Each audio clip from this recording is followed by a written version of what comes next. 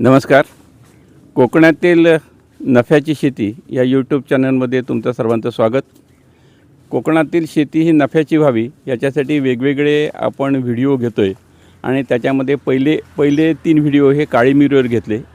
त्याच्यानंतर आपण बागेतलं जे वेस्टेज आहे त्याचा उपयोग कसा करावा, झाडांना कसा उपयोग होईल त्याच्यासाठी श्रेडेडचा एक व्हिडिओ तयार केला.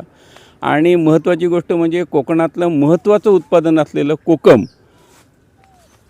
या कोकमाची लागवड आणि कोकमाचा हे बहुउद्देशीय जे झाड आहे त्याचा आपल्या उपजीविकेवर, उत्पन्नावर आणि रोजगारावर कसा चांगला परिणाम होईल याच्यासाठी आपण माननीय प्राध्यापक प्रभाकर शिंदे साहेब यांना भेटणार आहोत. सर नमस्कार. तर कोकणामध्ये कोकम लागवड ही मोठ्या प्रमाणामध्ये आहे, विशेष करून जंगलात आहे, बागायती आहे. तुम्ही कोकम लागवडीकडे कसे वळा? कोकणामध्ये कोकमाची लागवड मोठ्या प्रमाणात नाही आहे. जे झालं आहे ते नैसर्गिक आहे आणि कोकणात खरं तर कोकमाच्या बागा व्हायला पाहिजेत, पण तसं झालं नाही. आणखीन कोकम हे नेहमीच दुर्लक्षित फळ राहिलं.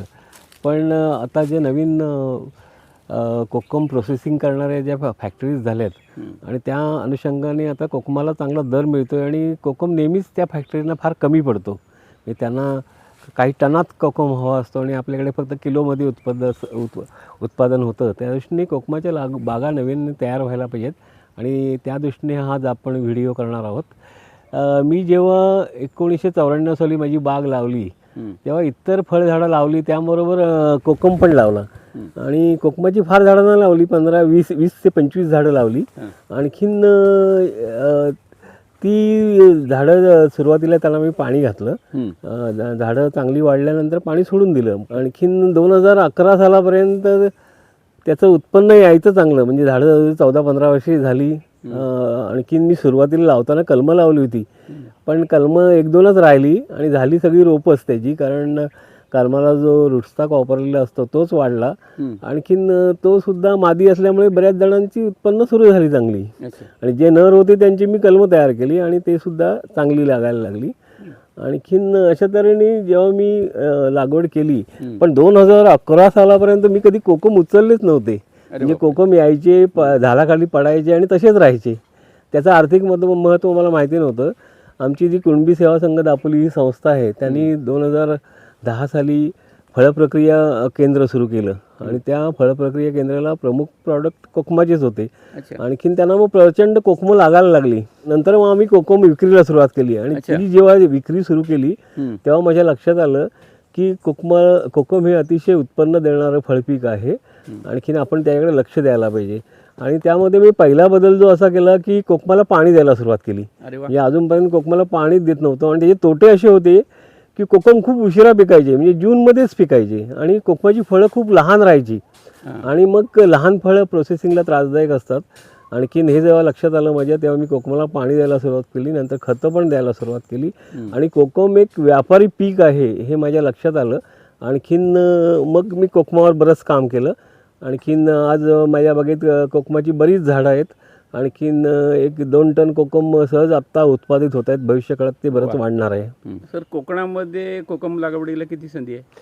कोकणामध्ये कोकम लागवडीला खूप संधी आहे, एवढ्याचसाठी की कोकमाला जे लागणारं हवामान आहे ते इथंच उपलब्ध होऊ शकतं आणि त्यामुळे जास्त असलेली आर्द्रता, भरपूर असलेला पाऊस, नंतर मध्यम तापमान, आणखीन इतर जमीन जी काय आपल्याकडे आहे कोकणामध्ये तर ती खूप कोकमाला मानवते. त्यामुळे हे पीक जसं आंबा, नारळ आता सगळीकडेच व्हायला लागला, त्यामुळे त्याला स्पर्धा वाढली. पण काळी मिरी किंवा कोकम यासारखी जी पिकं आहेत ती फक्त कोकणातच येणार आहेत. आणखीन त्यामुळे ह्या पिकांच्या उत्पादनाला स्पर्धा कमी राहणार आहे, त्यामुळे दर पडणार नाही यांचे. हा एक मोठा फायदा मला आढळून येतो.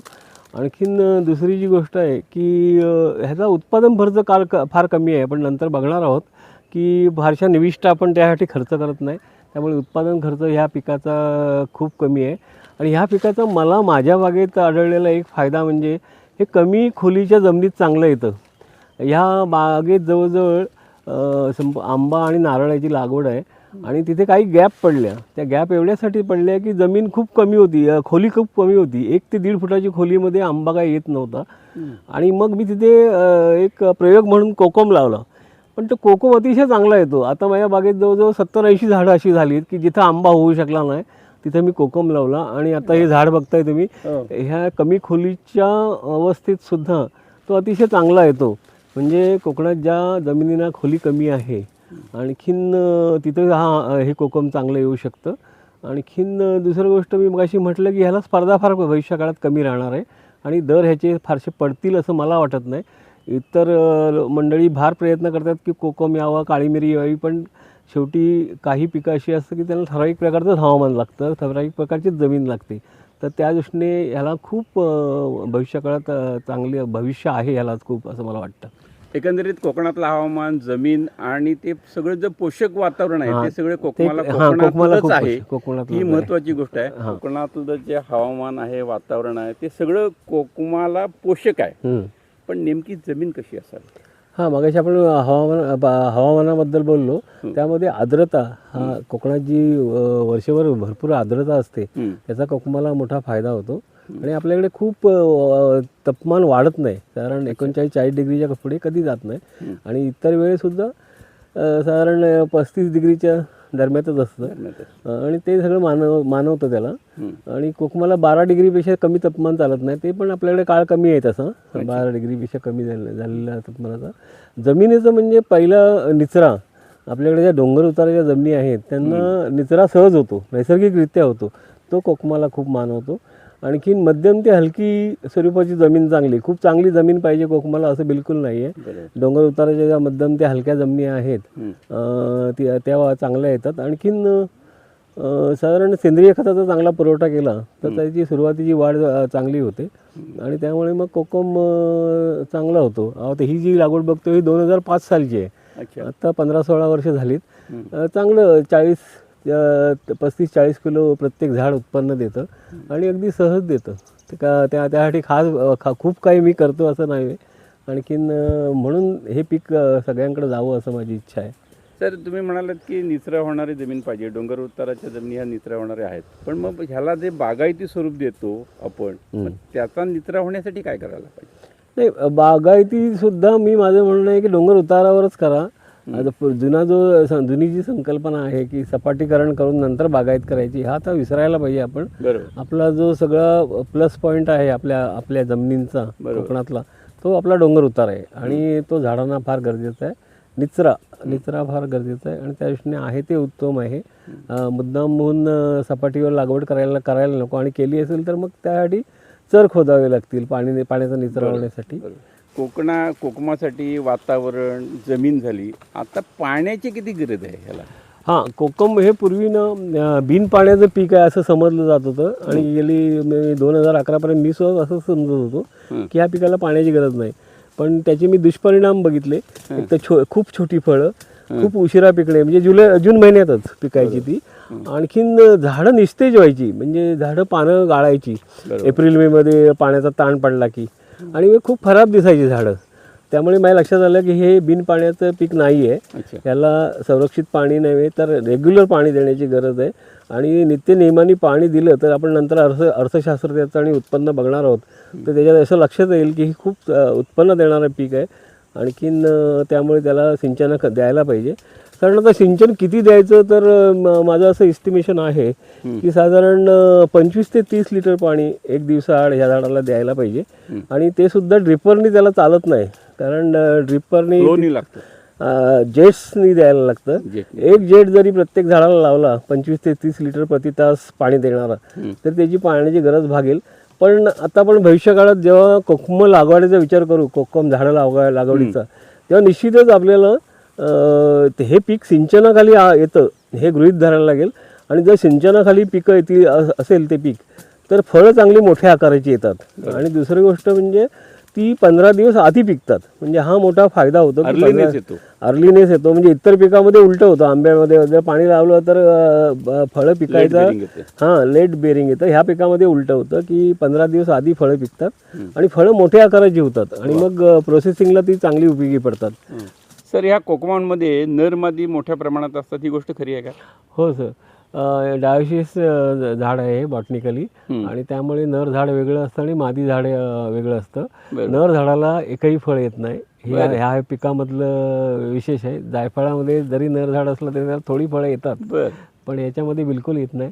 त्यामुळे रोपापासून लागवड करायला हवी हे सत्य आहे. कारण एकंदरीत मी बघितलं ना, कलमं फार हळू वाढतात झाडाची.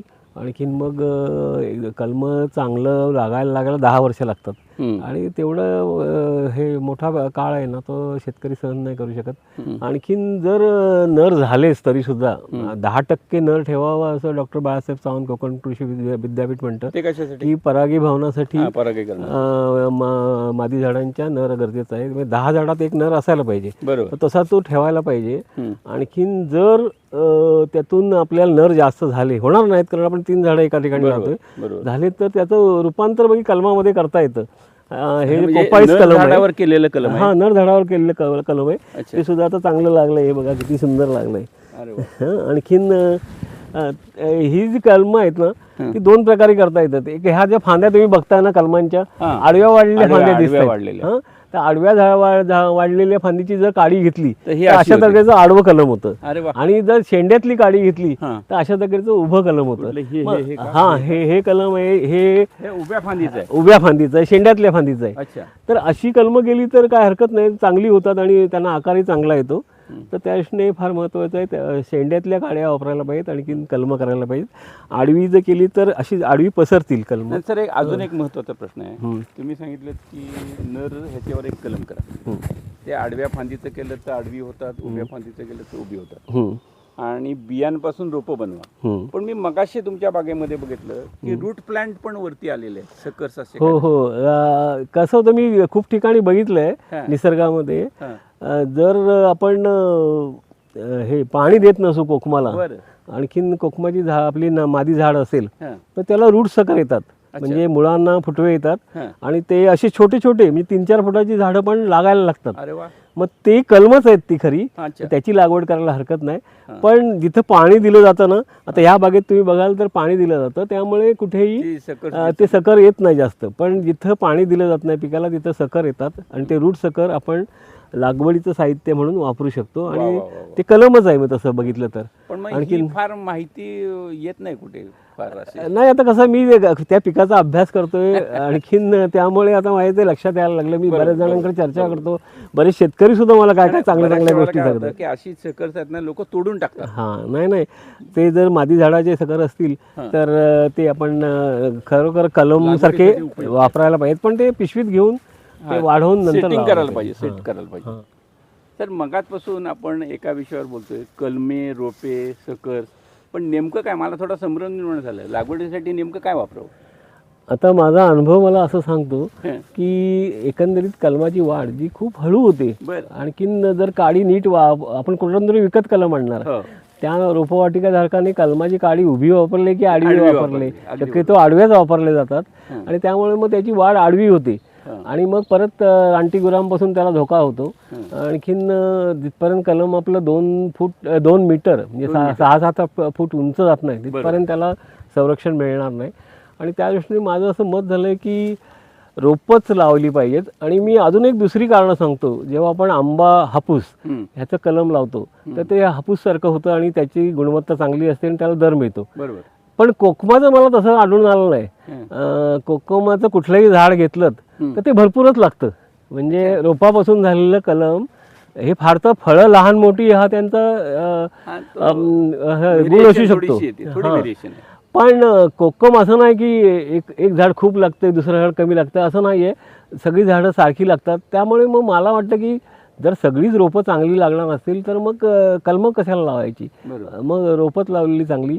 पण ज्या फॅक्टरीजना ठराविक साईजचीच फळं लागतात, आणखीन ठराविक जातीचीच फळं लागतात, तर त्यांनी बाकी कलमं लावावीत. पण सध्या ज्या फॅक्टरीज कोकम खरेदी करतात ते कुठल्या जातीची आहेत, कुठल्या झाडाची आहेत हे काय फारसं विचारत नाही. चांगली पिकलेली कोकमं त्यांना हवी असतात. आणि त्या दृष्टीने मला असं वाटतं की कोकम लावून जर लागवड केली तर बागा लवकर प्रस्थापित होतील आणि चांगल्या प्रकारे होतील.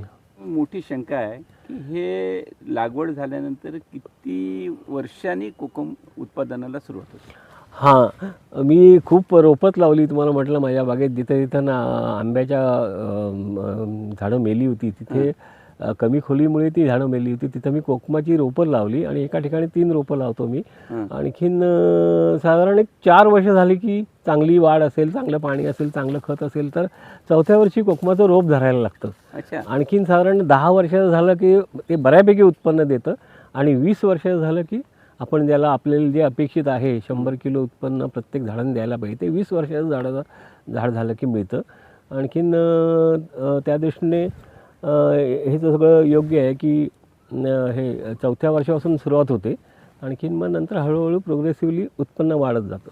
सर या झाडाची वयोमर्यादा साधारणतः काय? कारण ही आत्ता तुम्ही लावलेली 94-95ला लावली तर काही मोठी पण दिसतात. हां. तुमच्या माहितीत तशी मला वयोमर्यादाची कल्पना नाही आहे, कारण निसर्गामध्ये झाडं आहेत ती 50-50, 60-60 वर्ष आहेत. आणि तसं वयोमर्यादेचा विचार करायचं कारण नाही, कारण हे झाड नवीन जरी लावलं तरी 5 वर्षात बाग तयार होते. अगदी बरोबर. त्यामुळे वयोमर्यादेचा विचार करण्यापेक्षा मजुरांच्या सुरक्षिततेचा विचार करायला पाहिजे. ह्या पिकाची आपण जेव्हा काढणी करतो तेव्हा ते साधारण 20-25 फुटापेक्षा जास्त वाढू देऊ नये, कारण मजुरांना वर चढून कोकमं झोडायला लागतात. तशी कोकमं पडायला कठीण असतात. काठी घेऊन प्रत्येक फांदी झोडायला लागते. तर त्या दृष्टीने एक 25 फुटाची मर्यादा आपण ठरवून घ्यावी. आणखीन त्याच्यापेक्षा जास्त झाड उंच होऊ देऊ नये. आणखीन तसं बागा तयार व्हायला एक 4-5 वर्षाचाच काळ लागतो. पण मग 20-25 फुटानंतर त्याची छाटणी करावी असं. हां, वरती जेव्हा आपण कोकमं काढतो त्याच वेळेला छाटणी करून टाकायची दरवर्षी आणि त्याला मर्यादित 25 फुटापर्यंत ठेवायची. ही कोकमाची रोपवाटिका आहे हा रोपं करण्यासाठी. तर जेव्हा आपण कोकमाची आपल्याला रोपवाटिकेत झाडं करायची असतील तर 6x8 आकाराची एक पॉलिथिनची पिशवी घ्यायची. ही जी आहे ही 15x20 सेंटीमीटरची पिशवी आहे किंवा इंचामध्ये म्हणजे 6x8. तर आपण जेव्हा ही आता कोकमाचं काढणी करतो तेव्हा ताज्या बिया घ्यायच्या. म्हणजे त्यातला वरचं जे हे असतं फ्लेश असतं ते चाळणीवर घासून थोडं कमी करायचं. पूर्ण नाही काढलं तरी चालतं किंवा त्या फ्लेश सकट जरी बिया पेरल्या तरी चालतात. पण कुठल्याही परिस्थितीत कोकमाच्या बिया पेरताना त्या ताज्या असल्या पाहिजेत, वाळवलेल्या असू नयेत. आणखीन कोकम बी रुजायला 1 महिना लागतो, 25 ते 30 दिवस लागतात. तर त्यामुळे लगेचच समजा आपण म्हणू की अरे 8 दिवसात रुजलं नाही तर तसं होणार नाही. साधारण 25 ते 30 दिवस बियायला लागतात. पेरताना शक्यतो 4 बिया पेरा एका पिशवीमध्ये. मग त्यातली कमीत कमी 2 रोपं तरी येतील. हां. आणखीन ही माझं म्हणणं आहे की 2 वर्षाची रोपं लावली पाहिजेत. आता हे जे रोप आहे हे पूर्ण 1 वर्षाचं आहे, पण अजून 1 वर्ष ह्याला ठेवलं पाहिजे. आणि 2 वर्षाची रोपं जर लावणीसाठी वापरली तर मग बाकीचे जे समस्या आहेत गुरांनी खाणं ते कमी होतील. आणखीन बाग आपली लवकर तयार होईल. आता लागवडीबाबत आपण बघणार आहोत यानंतर. पण हे रोपवाटिका ही अशा तऱ्हेने करायला पाहिजे. आणखीन वर्षभर त्याला नीट सिंचन देऊन सोल्युबल खत फर्टिलायझर्स देऊन चांगली रोपं वाढवून घ्यायला पाहिजेत. आणखीन नंतर मग लागवडीसाठी वापरता येते. तर कोकमाची लागवड कशी करावी? हा, मी मगाशी म्हटलं ना सुरुवातीला की कोकमाच्या बागा व्हायला पाहिजेत. आपण 2-4 झाडं लावतो आणि स्वस्त राहतो तसं न होतं कोकमाच्या बागा करणं फार गरजेचं आहे. आणि त्यासाठी 2 झाडामध्ये आणि 2 ओळीमध्ये 6 मीटर गुणिले 6 मीटर असं अंतर ठेवायला पाहिजे. कारण काही लोकांना वाटतं की कोकम सरळ वाढतं मग घट्ट लावावं, पण तसं जर केलं तर त्याचे तोटे होतात. कारण मग खालच्या फांद्या लवकर झडतात झाडाच्या. जसं त्या माझ्या जुन्या बागेत झालं. मला माहिती नव्हतं त्यामुळे मी घट्ट लावले कोकम आणि त्याचा दुष्परिणाम होतात. तर 6 मीटर अंतर म्हणजे जवळजवळ 20 फूट गुणिले 20 फूट एवढं अंतर ठेवावं 2 झाडामध्ये. आणखीन मगाशी बोलल्याप्रमाणे चांगली निचरा असणारी जमीन निवडावी. आणखीन खड्डे काढताना कारण 1.5 फूट गुणिले 1.5 फूट गुणिले 1.5 फूट म्हणजे 45 सेंटीमीटर गुणिले 45 सेंटीमीटर गुणिले 45 सेंटीमीटर अशा आकाराचा असा खड्डा काढून घ्यायचा. त्याच्यावर 1.5 घमेलं शेणखत खड्ड्यावर टाकायचं. हां, नंतर वाळवीची पावडर साधारण 100 ग्रॅम प्रत्येक झाडाला वापरायला पाहिजे. आणखीन हे जे सिंगल सुपर फॉस्फेट खत आहे ते साधारण 1.5 किलो असं. मी परत एकदा सांगतो, 100 ग्रॅम वाळवीची पावडर जी आधी वापरायची आहे, नंतर 1.5 घमेलं चांगलं कुजलेलं शेणखत वापरायचं आहे आणि 1.5 किलो सिंगल सुपर फॉस्फेट वापरायचं आहे. आणि मग अशी मी म्हटलं तशी शक्यतोवर 2 वर्ष वयाची रोपं लावा. आणि जर उपलब्ध नसेल तर 1 वर्षाची ठीक आहेत. आणखीन चांगली रोपं लावायला पाहिजे आपण त्या ठिकाणी. आणि एका ठिकाणी 3 रोपं लावायची आहेत. आपण आता प्रात्यक्षिक बघूया. पावडर टाकून घे पहिली. खड्ड्यावर आणि मातीमध्ये. भांडं भरून घे. बस. खड्ड्यावर आणि मातीवर. खड्ड्यात आणि मातीवर. पातळ. खूप टाकली, जरा कमी टाक.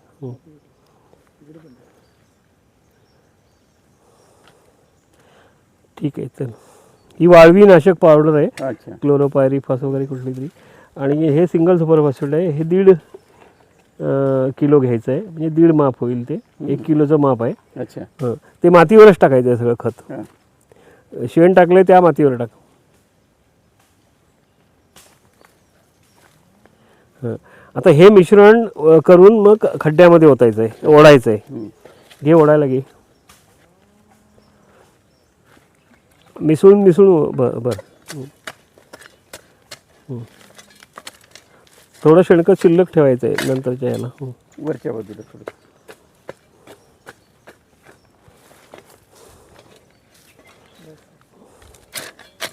घे, अजून थोडं घे. माती घेतलीस तरी चालेल. हां, माती घेतलीस तरी चालेल. हां, आणि मिसळून घे. नंतर मगाशी म्हटलं ना तशी आपल्याला नर मादी झाड टाळण्यासाठी आपल्याला 3 रोपं एकत्र लावायची आहेत. घे, 3 रोपं घे. आणखीन ही रोपं लावताना ड्रिपर याचा मध्य घ्यायचा आहे. ड्रिपर जिथं आहे त्याच्या कडेला 3 झाडं लावायची आहेत. वर ओढू दे, ड्रिपर जरा वर ओढ. हां हां.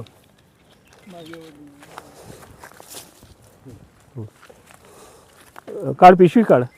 पिशवी ब्लेड लावून फाडायची आहे व्यवस्थित. आणि तो मातीचा गोळा आहे तो फुटणार नाही याची दक्षता घ्यायची आहे. आता ही 2 कलमं बस झाली, कारण प्रत्येक पिशवीत 2 आहेत रोपं. त्यामुळे ही भरपूर झाली. तिसऱ्या रोप लावायची गरज नाही आहे. हे बस कर. प्रत्येक पिशवीत 2 रोपं ऑलरेडी आहेत. त्यामुळे ही 2 रोपं बदलली. हां, सिंगल असेल तर 3 लावायची. ठीक. तर ड्रिपरच्या बरोबर दुसरं घे. आता ड्रिपर मध्यावर आला पाहिजे. तिसरं नको रे, नको. कारण प्रत्येक पिशवीत 2 रोपं आहेतच मुळी. त्यामुळे आपला जो हेतू आहे तो साध्य होईल. कुठल्याही परिस्थितीत गोळा फुटता कामा नाही. आणि ड्रिपर आहे तो मध्यावर येईल. सध्या 1 ड्रिपर चालेल थोडे दिवस. आणि नंतर मग दुसरा ड्रिपर लावायला लागेल. आणि त्याच्यापेक्षा झाड वाढलं तर आपल्याला जेटच लावायला लागतील. आणि 1 जेट पुरेसा होतो.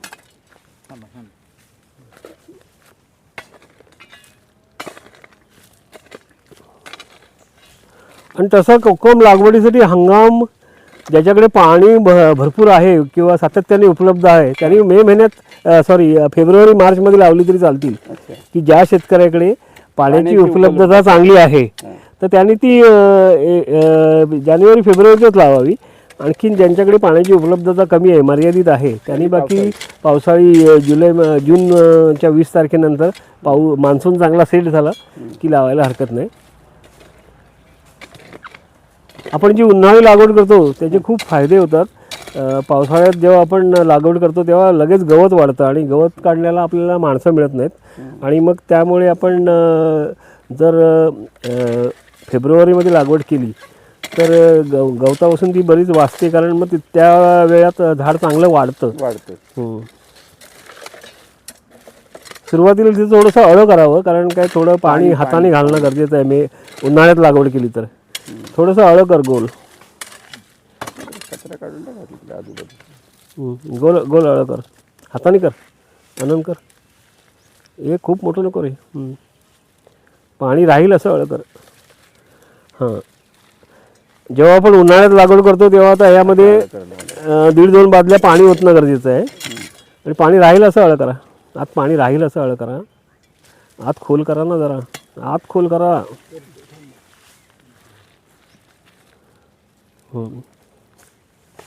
उन्हाळी लागवडीला सुरुवातीला पाणी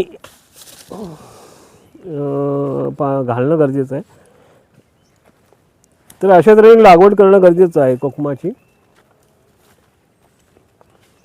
सर, नवीन झाड लावताना आपण ती वाळवीची पावडर, सुपर फॉस्फेट हे सगळं टाकतो. पण जी जुनी झाड आहेत त्यांना खतं कशी घालावी? हां, खूप महत्त्वाचा प्रश्न आहे. आमची स्वतःची रोपवाटिका आहे आणि असे प्रत्येक ग्राहक आम्हाला हाच प्रश्न विचारतो की झाडांना खतं कशी द्यावीत. आणखीन त्याला किती जरी असं समजावून सांगितलं तरी समजत नाही.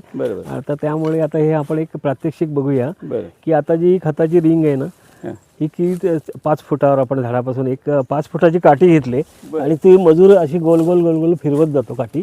आणखीन पिकावानी खणून फावडं मारतो त्याच्यात. म्हणजे ही 5 फूट दूर साधारण बरोबर. प्रत्येक झाडानुसार ते थोडंसं अंतर बदलू शकतं, पण ह्या कोकमाला 5 फुटावर ठीक आहे, बस कर. तर ही रिंग आपण साधारण खतं ही साधारण ऑगस्ट महिन्यात देतो. अच्छा. कारण त्यावेळेला मजुरांची उपलब्धता असते. आपल्या मनात जरी किती असलं की खतं जून महिन्यात द्यावी तरी ते शक्य होत नाही, कारण मजूर उपलब्ध नसतात, कारण त्यांची भात लावणी नाचणीची लावणी वगैरेची कामं असतात. तर ऑगस्ट महिन्यात एक फायदा असा असतो की झाडांना खूप कोवळा पाला, हिरवा कोवळा पाला भरपूर आलेला असतो. कुडा, ऐन, टाळ वगैरे असं खूप रुजलेला असतो. हां, तर तो ह्या खताच्या रिंगमध्ये टाकला तर झाडाला खूप फायदा होतो. आता आपण कोकमाच्या बाबतीत जर विचार केला तर आपण 5 घमिली शेणखत कोकमाला देणार आहोत. ह्या जे रिंग केली आपण त्याच्यामध्ये 2 किलो मिश्रखत देणार आहोत. आणि ते टाकून झाल्यानंतर हा जो सगळा पाला गोळा केला आहे आपण, आता आपण इथं आवळाचा पाला गोळा केला आहे, पण कुठलाही कोवळा पाला जो कुजू शकेल तो घालायला पाहिजे. तर पहिलं हे शेणखत घाला. मिश्रखत आधी शेणखत टाका, सारखं टाका रिंगमध्ये. 5 घमेले बसली पाहिजे. टाक परत, चल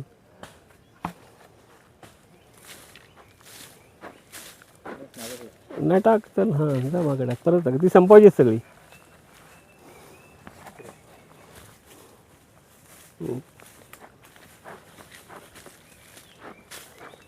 झाडाची जी मुळं असतात ती वरच्या थरातच असतात. आपण हे सिंचनाखाली पीक आहे, त्यामुळे खूप खोल रिंग काढायला पाहिजे असं नाही आहे.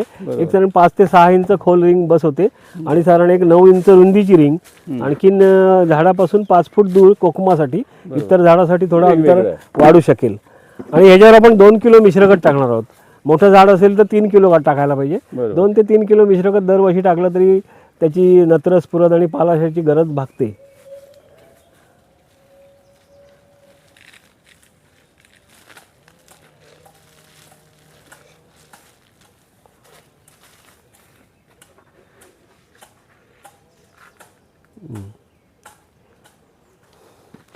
अशा तऱ्हेने आपण हे मिश्रखत टाकून घेतलं की त्याच्यावर हा पाला सगळा चेपायचा आहे आणि नंतर वर त्याच्या माती ओढायची आहे. आतमध्ये सुकलेला पाला सुद्धा घेतला तरी चालतो शक्य नसेल तर, पण थोडं सेंद्रिय खत त्याच्यातून जातं आणि झाडं आपल्याला चांगलं उत्पन्न देतात. माती ओढताना ह्या पाला जवळ घेऊन दाबायचं आहे आतमध्ये.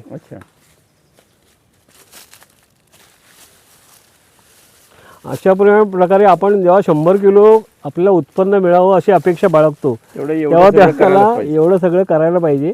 आणखीन थोडं सेंद्रिय खत कमी झालं तर कोवळ्या झाडांचा पाला जास्त टाकावा आणि त्यामुळे खर्च कमी होईल, पण थोडा मजुरीचा खर्चही वाढतो. या सगळ्या गोष्टी घेऊन आपल्याला जे शक्य आहे ते करावं. आता माती ओढताना हे दाबा आणि नंतर मग माती ओढा. पायाने दाबा आणि माती ओढा. काठी काढा, दाबा जवळ घेऊन आणि मग माती ओढा. आणखीन तसं बघितलं तर मजुराच्या खर्चात सुद्धा निम्मी बचत होते. अर्धीच रिंग काढल्यामुळे तेवढे मजूर कमी लागतात आणि खत व्यवस्थित घालता येतं. आणखीन ही मी पद्धत जवळजवळ माझा फार्म सुरू झाल्यापासून केली आणि आता इथे सगळे 10 गावातले जे शेतकरी आहेत हे झाडाला अर्धीच रिंग काढतात. ते माझं बघून ही पारंपरिक नाही, पारंपरिक नाही, सगळ्या गोष्टीचा विचार करून एक तर लॅटरल तुटू नये किंवा मजुराच्या खर्चात बचत व्हावी, सेंद्रिय खत परत पुढच्या वर्षी खोदलं जाऊ नये, अशा 100 गोष्टीचा विचार करून मी ही पद्धत केली. कोकम लवकर तयार व्हावेत म्हणजे थोडा अर्लीनेस यावा म्हणून काय करायला पाहिजे? हां, मी सुरुवातीपासून सांगतोय की सिंचनामुळे 15 दिवस कोकम लवकर तयार होतो. त्यामुळे या पिकाला सिंचन देणं फार गरजेचं आहे, म्हणजे तुमचा कोकम लवकर पीक तयार होईल, कोकम फळं. आणि दुसरं डॉक्टर बाळासाहेब सावंत कोकण कृषी विद्यापीठाची एक शिफारस आहे, तर त्यामध्ये त्यांनी असं म्हटलं की पोटॅशियम नायट्रेट म्हणजे 13-045 हे खत विद्राव्य खत मिळतं हे बाजारामध्ये. तर ते 3% म्हणजे लिटरला 30 ग्रॅम हे खत पाण्यात मिसळून जर फवारण्या केल्या तर सुद्धा 15-20 दिवस कोकम लवकर पिकतो आणि त्याच्या गुणवत्तेत पण चांगला परिणाम होतो. तसा यावर्षी मी केलं आहे की ही फवारणी आपल्याला 2 वेळा करायची आहे. एकदा फळधारणा झाली पूर्ण फळधारणा झाली की पहिला फवारा मारायचा आहे 3% पोटॅशियम नायट्रेटचा आणि दुसरा फवारा त्यांच्या 20 ते 25 दिवसांनी मारायचा आहे. असे 2 फवारे जर मारले तर खरोखरच चांगला परिणाम होतो. मलासुद्धा यावर्षी चांगला अर्लीनेस मिळाला आहे. आणखीन हा अर्लीनेस फार महत्त्वाचा आहे. त्यामुळे बाजारात तुम्हाला दरही जास्त मिळतो. उशिरा कोकम गेला, भेजलेला कोकम गेला की त्याला दर कमी मिळतो. आणखीन हा अतिशय महत्त्वाचा आणि विद्यापीठाची ही शिफारस खूप चांगली आहे आणि त्याचा शेतकऱ्यांनी अवलंब करावा. परत सांगतो, पोटॅशियम नायट्रेट 3% म्हणजे 30 ग्रॅम 1 लिटर पाण्यामध्ये असं मिळून फवारायचं आहे. पॉवर स्प्रेअरनी साधारण फळं आणखीन सगळं झाड भिजेल अशा तऱ्हेने फवारणी करायची आहे. तर कोकमावर खूपच तुम्ही चांगली माहिती दिली. पण कोकणामध्ये कोकमाची लागवड का करावी असं तुम्हाला वाटतं?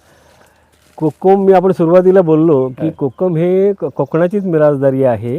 कारण आपल्याकडची आर्द्रता, आपल्याकडचा पाऊस, आपल्याकडची जमीन, आपल्याकडची जमिनीचा निचरा ह्या गोष्टी अन्य ठिकाणी नाहीत आहेत. त्यामुळे माझ्या दृष्टीने तर असं वाटतं की कोकमाला आपल्याला स्पर्धा फार कमी आहे. आणखीन कोकमाचं उत्पन्न चांगलं हे फक्त कोकणातच येऊ शकतं.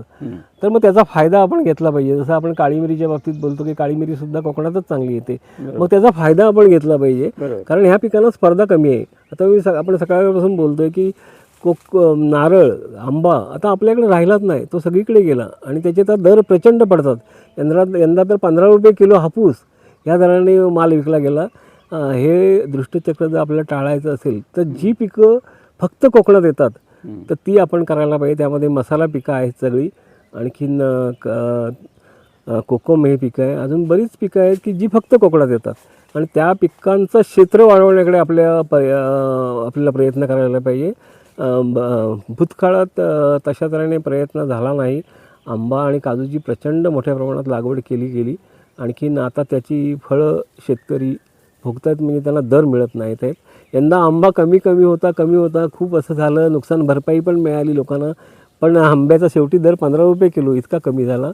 तर हे भविष्यकाळातली संकट आहेत, ती आपण टाळायला पाहिजेत आणि त्या दृष्टीने कोकमाच्या बागा करणं गरजेचं आहे. आणि आता फळप्रक्रिया केंद्र सुरू झाल्यामुळे ह्या कोकमाला चांगली मागणी आली आणि त्याचा फायदा आपण कोकणातल्या शेतकऱ्यांनी घ्यायला पाहिजे. धन्यवाद.